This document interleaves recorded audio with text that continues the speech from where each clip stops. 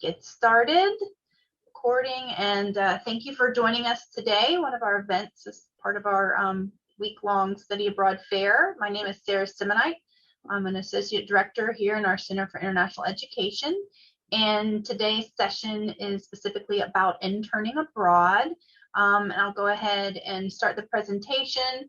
I'll also share that I usually do this alongside, have a co-presenter, Kristen Wickman, who is the experiential learning coordinator at the Career Center, and she's not joining us today because she is a new mom and at home on maternity leave. So we're excited for her, but did also want to just still share that information. So mainly in her absence for the next few months, certainly invite students to still connect with the Career Center, and there's their contact information.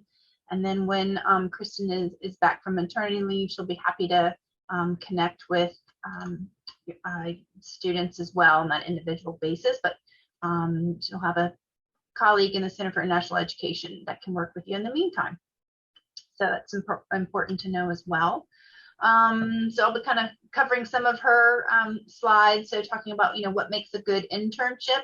It's this, really this format for international learning where you're applying those skills and theories that you've learned in the classroom to kind of real life setting.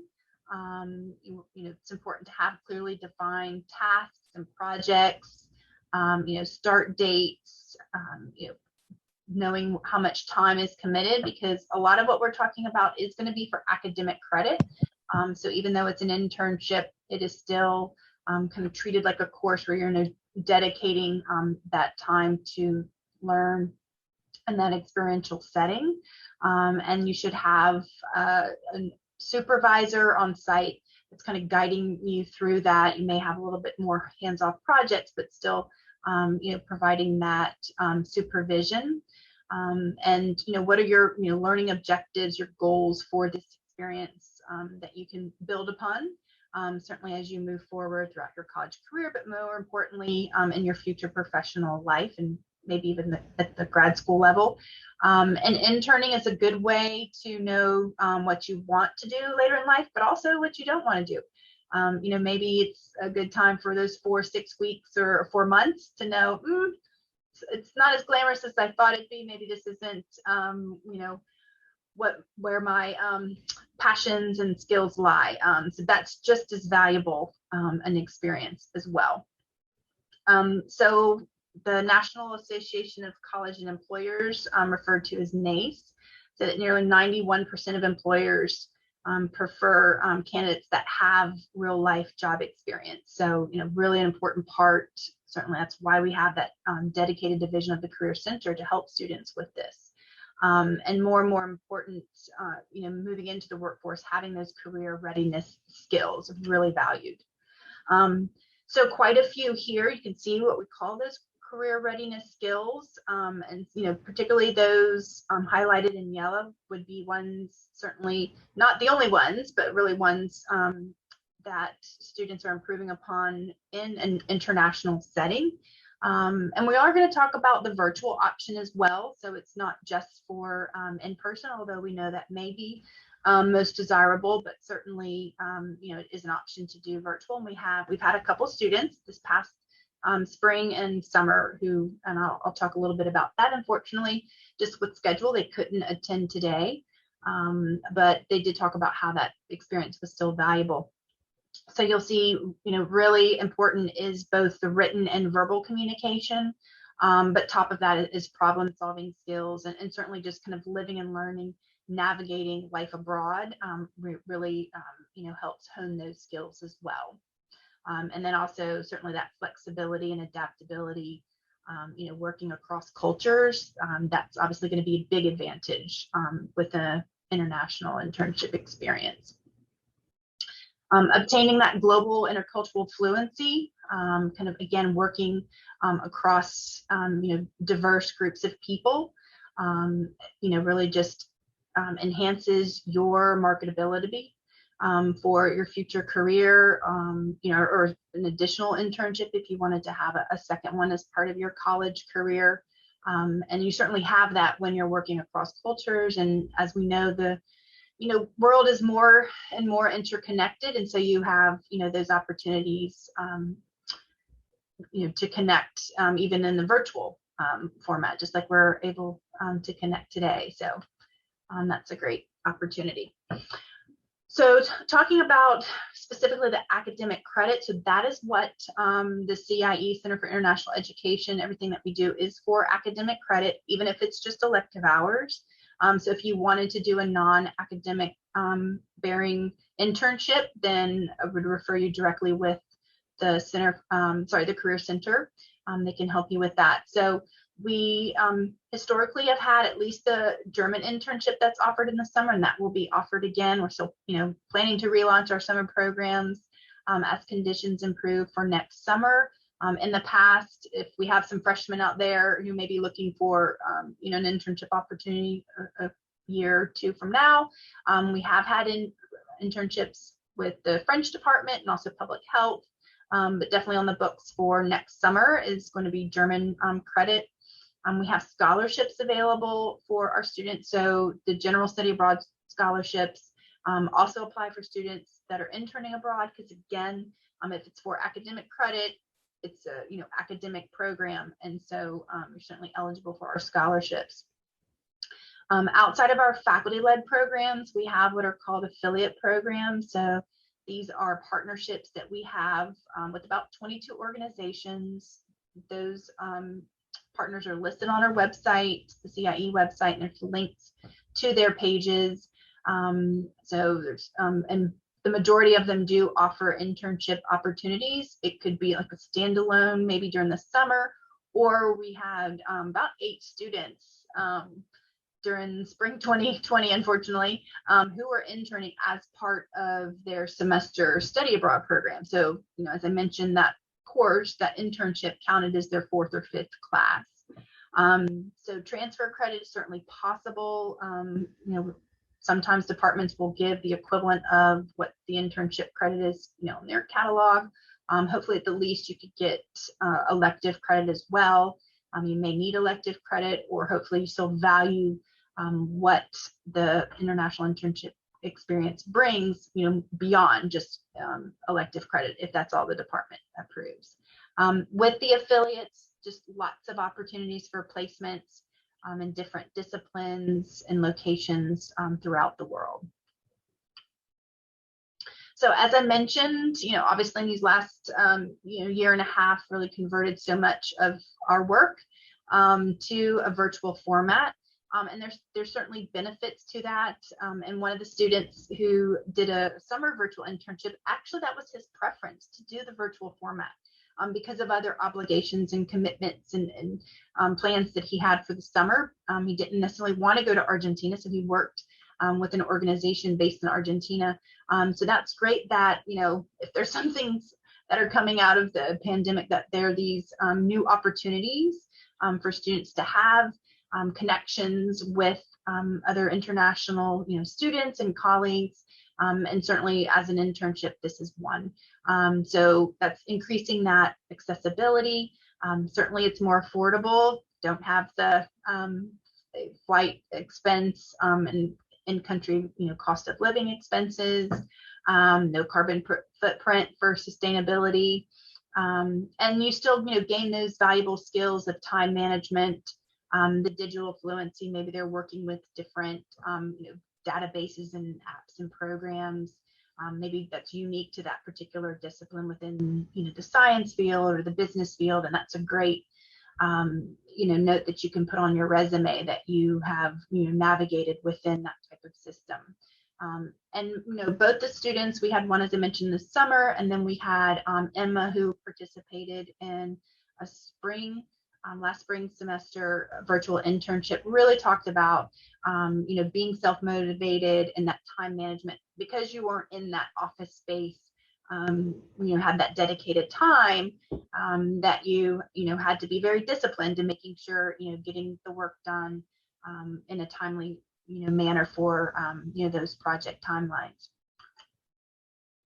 I do want to highlight one particular internship, and this is the one actually that was created this summer in partnership with one of the affiliate programs. And it may seem a little bit unique that it was actually a language for language credit, so for our upper level Spanish, which is pretty cool. So that's specifically with the API program, and happy to talk with you more about that. But Professor Gomez, who's chair of Hispanic Studies, has vetted this program and worked with them on understanding, the syllabus and requirements. And boom, we're telling you right now, if you participate in this program, you'll get Spanish 401 credit. So that's kind of a nice feature you don't have to go through the course approval process. That's already been done for you in partnership with Hispanic Studies. So again, there's Dr. Gomez's email, and I'm happy to talk with you about that opportunity as well. So kind of a busy screen there with all of our affiliates, but hopefully that just gives you, some good feel for all the different options available to you. Really encourage students, on those kind of main landing pages, they'll have like a program finder or, search feature where you can kind of filter that you want to intern, certainly the location and within the discipline. So hopefully that makes it, less overwhelming. But again, happy to talk with students as they're exploring these options, because we know in working with them daily, we're a little bit more familiar and happy to kind of coach students along through that search process. Also, we'll highlight Global Experiences as one of the affiliate partners, and again, you can see there, how they have the search by the destination, the career field, and I think one of the buttons is covering it up there, but I think that other one is maybe to start by the dates. So that's how you can search. And also, Global Experiences solely is for internships, so that's exclusively what they do as a education abroad organization. So there's an application process. If you were doing our German internship program this summer, of course you would apply for that, but all applications, even if you're going through an affiliate, kind of indicating to CSC that you want to intern abroad, that's through via TRM, that's our application portal, but it's also the site for catalog of all of our program options with our exchanges and our affiliates. So you can log in with your My Charleston credentials, and when you first log in, there'll be a short little intake survey, and you can indicate that you want to intern abroad, the time, as well as maybe the disciplines, and we'll have a matching feature to pull up some potential program options for you. And then some upcoming deadlines, if anybody was looking to go on a more immediate program. I think these are actually pictures from our students who were doing the German internship a few years ago. So the placement process, so you'll apply the host program. I think it's great, again, resource to work with the Career Center on your resume. So how resumes and CVs are done in other countries are different, a lot of times in the US. So that's good to get that guidance, practicing for your interview. I think, again, because so much of work has been converted into the virtual space, that maybe more placements are done prior. It used to be pre-pandemic that your placements would be finalized on site. That's because we weren't utilizing Zoom and other communication connections prior, but that certainly has changed so much.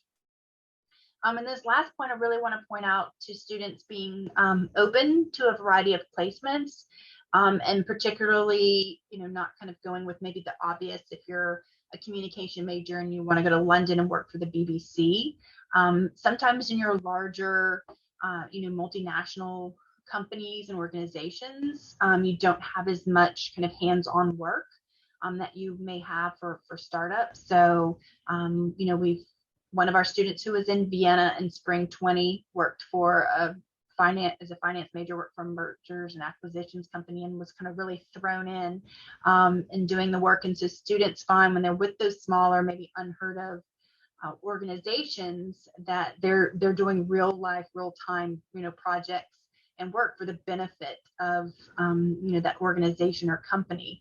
So just really encouraging students to be open-minded and like, well, I've never heard of them. Sometimes students will say that's where they have the most valuable, and if it's a smaller organization, then maybe you can get some more one-on-one time or connection with that supervisor, because it's more of an intimate organization. So really encouraging students to kind of be open to that. There are program options for non-academic credit. As I mentioned at the beginning, that's not what CIE does. As far as you wouldn't have an application because there's not the transfer credit process. But that could be an option through our affiliate providers, our partners, if you wanted to explore that. Certainly, as a summer option, or post CFC graduation. Again, just want to get a feel for what that particular work field looks like. So I'd still recommend that you check that out. And again, working with the Career Center and Kristen Wickman. There's still some recommended guidelines that we want to make sure that students are kind of protected and going into a safe and kind of vetted situation. Certainly, there may be visa and work permits certainly that need to be considered. What additional costs if it's not through an affiliate program and you have to arrange for your own housing. We just want to make sure that students are really thinking through all of that. So this is a snapshot of the Career Center's website and great resources there. So I want to put a plug into them for that, particularly, as they have the application tips as well. So again, if you're not already, do make sure you're working with the Career Center so they can help prepare you for in your application. So you'll have the best possible application and experience. And then just wrapping up again, that is me, my contact information, and the Career Center. So again, want to be able to leave some time for anybody that has questions for us. So I'll go ahead and come back full screen, and I'll go ahead and stop recording. So